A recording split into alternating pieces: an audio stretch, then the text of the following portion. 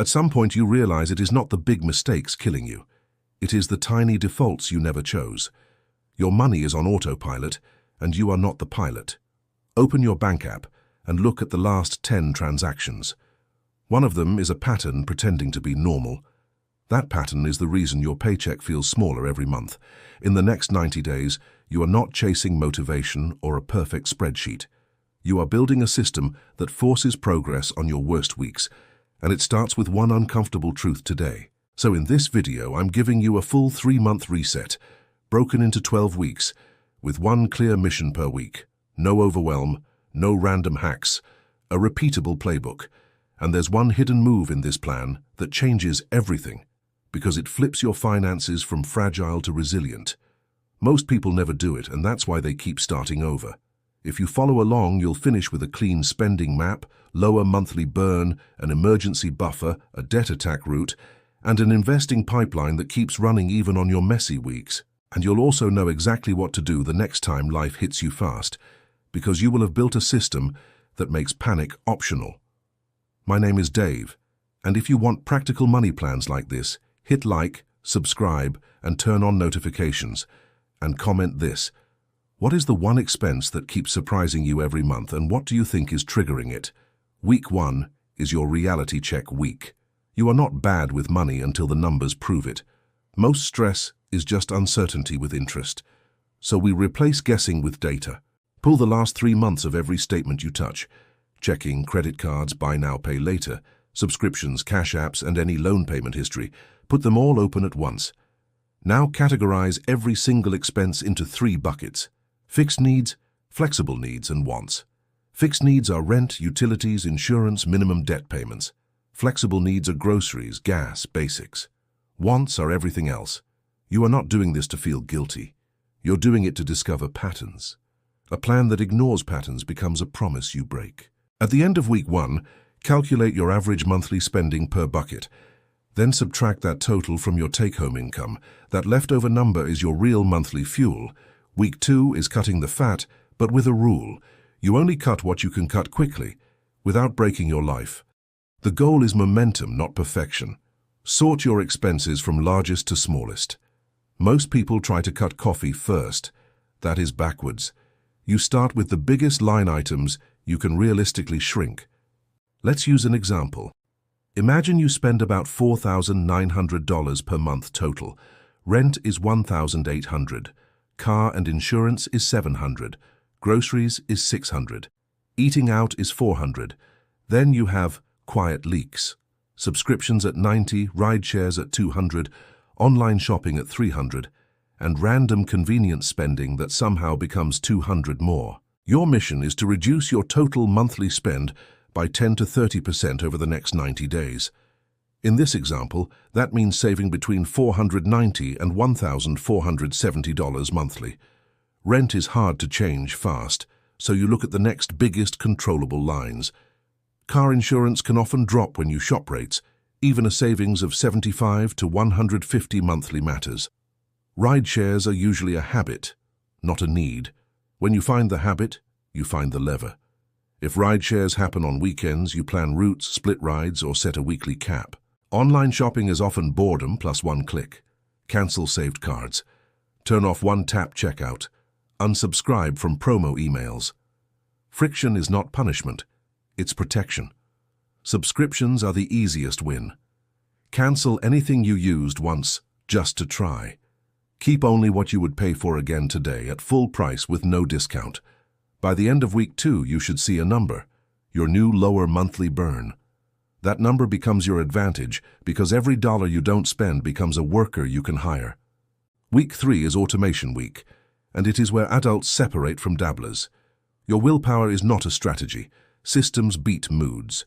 First, open a high-yield savings account for short-term cash you might need within 1 to 5 years. Rates change, but the principle stays. Do not let your cash earn almost nothing. Then set up 2 automatic transfers for the day after you get paid. One transfer goes to savings, one goes to investing. Even if it is small, it must be automatic. If you can automate 10% of take-home pay, you are ahead of most people. Start with 5% to savings and 5% to investing if that feels safer. Here is the psychology. When the money leaves before you see it, you stop negotiating with yourself. That is why payroll retirement plans work. The decision is made once. If you are living paycheck to paycheck, automate 1%. The percentage is not the point. The habit is the point. Then you raise it slowly as your spending drops. Week 4 is debt clarity week. If you have high-interest consumer debt, you need an attack plan because the math is brutal and the stress is worse. Credit card rates have been elevated. Many new card offers have APRs in the mid-20s. So we do two things. First, list every balance, minimum payment and interest rate. Second, choose a method. Avalanche for math, snowball for motivation. Either works if you stick. Let's say you have a balance of $3,200 at a high rate. If you pay only the minimum, you stay trapped. If you add an extra $75 monthly, the payoff timeline shrinks hard. Also, call your issuer and ask for a lower rate or a temporary hardship reduction. The worst case is a no. The best case is hundreds saved for one phone call. Set autopay for at least the minimum to protect your credit history. Then schedule your extra payment the same day each month, so it becomes routine, not a debate. Week 5 is emergency buffer week. Your first mission is to get to $1,000 cash, not because it makes you rich, but because it makes you harder to break. Bankrate has reported that fewer than half of Americans say they can cover a $1,000 emergency expense from savings or available funds. That means $1,000 is not small. It's a wall between you and chaos. It turns a car repair into an inconvenience, not a crisis. To get there, you redirect every dollar you cut in week 2. You sell one unused item. You pause one want. You pick up one small weekend gig. This is about speed and proof.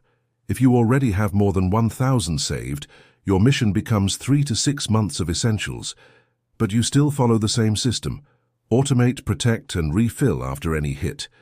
Week 6 is investment setup week. This is where you move from saving to ownership because inflation punishes idle money over time. Open a brokerage account with a reputable firm and choose a simple, diversified index approach. The goal here is consistency, not cleverness. Simple that you repeat beats, complex that you quit. A broad market index fund can give you exposure to hundreds of large companies in one buy. Then you set an automatic monthly purchase. This removes timing anxiety. Historically, stocks have delivered strong long-run returns, but your exact future returns are unknown. The point is that disciplined contributions plus time is a powerful engine. Let's run a clean example. If you invest $300 per month and average around 8% long-term, after 30 years you are looking at a portfolio that can reach several $100,000. If you invest $1,000 per month under similar assumptions, the long-term balance can reach into 7 figures. The difference is not genius. The difference is the habit that survives boring years. Week 7 is income upgrade week. Cutting costs has a limit. Income has a ceiling you can raise. You do not budget your way to freedom if your income stays frozen. Option 1 is negotiating a raise. Build your case. Outcomes you delivered, revenue you influenced, problems you solved. Ask clearly. If it fails, you still gained practice and information. Option 2 is job switching strategically. Many people see larger jumps when they change roles because internal raises are often smaller than market resets. Do this responsibly, with savings in place.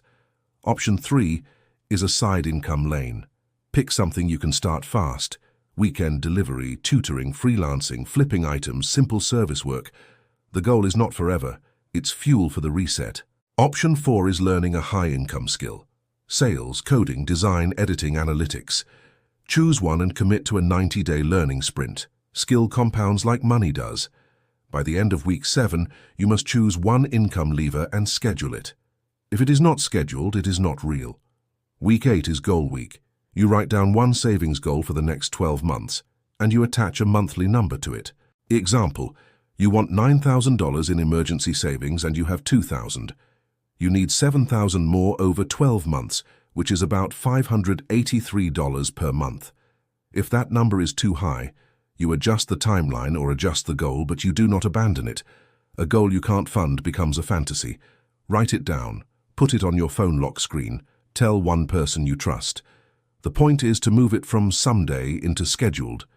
Week 9 is credit card rules week. Credit cards are not evil. They are amplifiers. They amplify discipline and they amplify chaos. If you pay in full every month, you can earn rewards and build credit history. If you carry a balance, the interest can crush you, especially at higher rate environments. So here is the rule.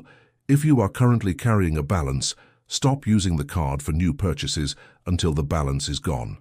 You can't dig out while you keep digging. If you want to test your discipline, use one card with a low limit for 1 or 2 categories like gas and groceries, and auto-pay the full statement balance every month. If you slip even once, you pull back. The goal is not points. The goal is control. Points are dessert, not dinner. Week 10 is net worth tracking week. This is not about flexing. This is about direction. What you track tends to improve because it stops being invisible. Net worth is assets minus liabilities. Assets are cash, investments, retirement accounts, home equity. Liabilities are credit cards, loans, any debt. Create a simple sheet. Update it once per month. You do not need daily updates. Daily checking can create anxiety. Monthly tracking creates clarity. Here's a sample. You have $12,000 in cash, $18,000 in investments, and you owe $9,000 on a car loan and $2,000 on a card. Your net worth is $19,000. That number is not your value as a person. It's just a snapshot of your financial position. The power is watching it trend upward over time. Week 11 is review week. This is where most people fail because they assume progress continues automatically, but leaks return when attention disappears. Go back through the last 8 weeks of spending. Categorize again. Compare your new averages to week 1. Did eating out drop? Did subscriptions stay cancelled? Did ride shares creep back? If something increased, don't panic. Identify the trigger. Was it stress? Social pressure? Convenience? Then build a small rule to block it. Rules beat resolutions. Example, no food delivery on weekdays, or shopping only on Saturday with a list, or one streaming service at a time. Week 12 is stretch goal week. Now we lift your eyes beyond survival. You pick a 1-year goal, a 5-year goal, and a 10-year direction. A 1-year goal could be clearing all consumer debt or building a fully funded emergency fund. A 5-year goal could be a down payment, a business launch, or a first 6-figure portfolio. A 10-year goal might be financial independence, flexible work, or the option to take a year off. Options are the real luxury. Now you reverse engineer. If your 5-year goal needs $30,000, you need about $6,000 per year, which is $500 per month. Then you ask, can your system fund it? If not, you adjust 2 levers, raise income and lower burn. That is it. Everything else is noise. Here's the hidden move I promised earlier, and it is the reason this plan actually sticks. You schedule a quarterly money meeting with yourself like it's a doctor appointment. Put it on your calendar now. Every 3 months you review spending, savings rate, debt progress, and net worth. The meeting is not emotional, it is operational. This matters because most people only look at money when something breaks. Then they reset, feel motivated for 2 weeks and drift back. The quarterly meeting ends the drift. And if you want evidence that drift is common, look at how many people carry balances and struggle with revolving debt cycles. So let's make this practical. If your quarterly review shows your savings rate dropped, you don't shame yourself. You choose 1 cut and 1 income action for the next quarter. If your debt is not moving, you increase the automatic extra payment by $25. Small increases are how you win without feeling deprived. If your investing stalled, you restart with the smallest automatic amount you can sustain, then raise it after 2 paychecks. Momentum beats motivation. Now I want to give you a simple weekly rhythm you can keep even after the 90 days. 1 day per week, 10 minutes. Check balances, upcoming bills, and your fun money limit. Once per month, 30 minutes. Update net worth, review category spending, and adjust transfers. Once per quarter, 1 hour, set targets and decide your next upgrades. This is how people with calm finances actually live. Not because they are perfect, but because their system catches them before they fall too far. Let's do a second example with different numbers. Say your take-home pay is $3,800 per month. Your current spending is $3,700. That means you save 100, but one surprise bill wipes it. If you cut spending by 300 and add a 200 side income lane, now you have 500 per month. In 90 days, that can become about $1,500 of buffer. That buffer reduces panic, and reduced panic reduces bad decisions. When you feel safe, you stop choosing short-term relief that creates long-term pain. Then you automate, 200 to savings, 300 to investing. In a year, you built 2,400 in savings and 3,600 in investing before any market growth. And when your emergency fund hits a stronger level, you can redirect more toward investing or debt payoff depending on your situation. The system stays the same. The targets shift. If you are thinking, this sounds too simple, you are right. It is simple. Simple is not easy, but it is doable. Complexity is often just avoidance wearing a suit. Now here is your first action after this video. Today, open your statements and do week 1. Then tomorrow, do week 2 cuts. Within 48 hours, you will feel more control than you've felt in months, because clarity creates control, and control creates confidence. Not the fake kind, the earned kind. Before you go, answer the comment question with real detail. What is the biggest, quiet leak in your spending? What do you think triggers it? And what rule will you try for the next 2 weeks? And if you want the next step after this reset, your next video is the one that explains the moment your net worth starts accelerating, because the first major milestone changes how progress feels. I'll see you in the next one.